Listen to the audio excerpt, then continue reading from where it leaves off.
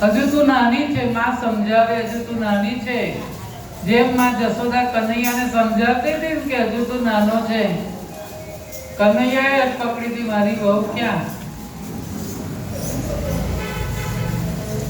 ના, અત્યારે જ મારે વર જોઈએ। માતા સેવા આગળ લઈ ગઈ, આજ તારો વર। કનૈયાની મૂર્તિ સામે જોઈને માએ કહ્યું કે આજ તારો વર। મારા વરનું નામ શું? એનું નામ ગિરધારી। મીરાની કોરી સલેટમાં લખાઈ ગયું કે મેરે તો गिरधर गोपाल दूसरो न कोई, जाके सिर मोर मुकुट मेरो पति सोई।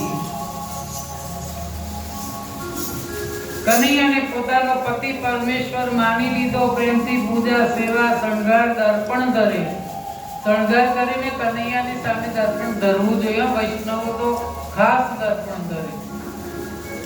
સામે બેસી ભક્તિ ગીતો ગાય ત્યારે રાવ દાદુને લાગે કે આ આપણી દીકરી ખરેખર અદ્ભુત છે।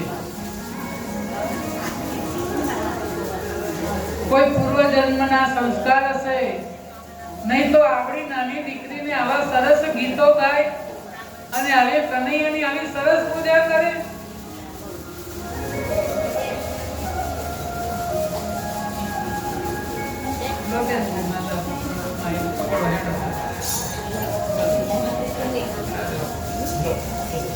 એવા સરસ ગીતો ગાય। સખી રે बाके बिहारी से हमारी लड़ गई अखियाँ। सखी रे बाके बिहारी से हमारी लड़ गई अखियाँ। बचाई थी बहुत लेकिन निगोड़ी लड़ गई अखियाँ। बचाई थी बहुत लेकिन निगोड़ी लड़ गई अखियाँ।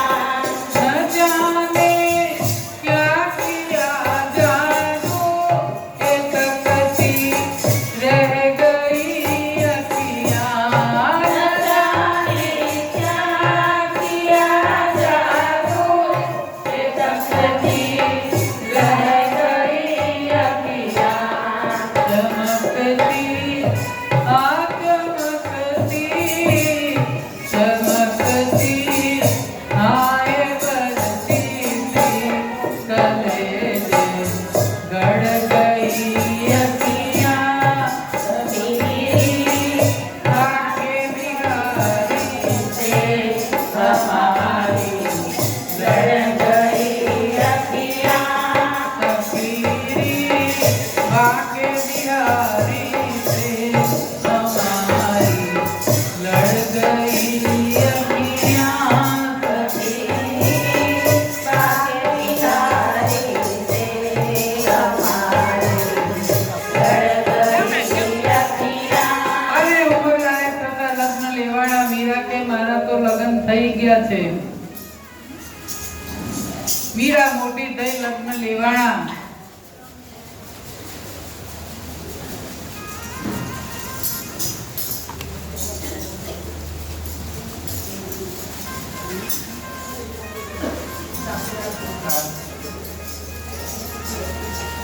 મીરા કહે છે મારે તો લગ્ન થઈ ગયા, મારો વર તો ગિરધારી છે। બેટા રિવાજ પ્રમાણે સંસારમાં વર જોઈએ। સમજાવટથી તૈયાર કરીને લગ્ન કરવાને મેવાડના રાજા રાણા સંગાના મોટા દીકરા ભોજ સાથે નક્કી થયું। નાનાનું નામ વિક્રમ હતું। ગિરધારી આપણા પ્રાણપતિ પણ દેહના પતિ સાથે લગ્ન કરવા પડે સમજી ગઈ મીરા। પણ હું સિંહાસન સાથે પરણી શરત મૂકી। લગ્નના દિવસે મીરાએ ગિરધારીને વર રાજાના શણગાર કર્યા અને મીરાએ કહ્યું કનૈયા આજ તો તારા ને મારા લગ્ન છે।